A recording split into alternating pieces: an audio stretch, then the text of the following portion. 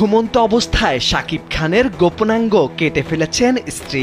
শুধু গোপনাঙ্গ কেটেই ক্ষান্ত হননি তিনি, সেই গোপনাঙ্গ হাতে নিয়ে ভিডিও করেছেন তিনি। তো ফার্স্ট অফ অল তোমাদেরকে এই বিষয়টাকে ক্লিয়ার করে দিতেছি যে এটা আসল শাকিব খান না, মানে শাকিব খানের কণ্ঠে কথা বলতে পারে তাই সবাই তাকে জুনিয়র শাকিব বলেছেন। এখন ঘটনাটা হচ্ছে জুনিয়র শাকিবের বউ নাকি জুনিয়র শাকিবের কেটে নিছে। আমি বিশ্বাস করি না। হ্যাঁ, আমারও বিশ্বাস হয়েছিল না। তারপরে আমি এই বিষয়টা ক্রমে গিয়ে সার্চ করি, তারপরে দেখি আর টিভির মতো একটা বড় ইউটিউব চ্যানেলে এই বিষয়টা সার্চ, যেখানে দেয়া আছে জুনিয়র শাকিবের বউ জুনিয়র শাকিবের হাতে নিয়ে টিকটক করছে, হাতে নিয়ে ভিডিও করেছেন তিনি। এখন জুনিয়র শাকিব বলতেছে যে তার বউ তাকে নেশাবানি করিয়ে তার ঘুমায় দিছি। জান তোমার জন্য একটা নিয়ে আসছি, এত সুন্দর করে কথা বলে, সাথে আর লাল কি জানি মিক্স করছে, আর আগে চড়ে কি মিক্স করে নিয়ে আসছে আমি দেখি নাই। সেই ঘুমে ঘুমে আমাকে আমার গোপন অঙ্গ কেটে সে পালাইছে। জুনিয়র শাকিবের বউ আরো সাথে তিনজন মিলে তাকে মেরে ফেলার চেষ্টা করেছিল।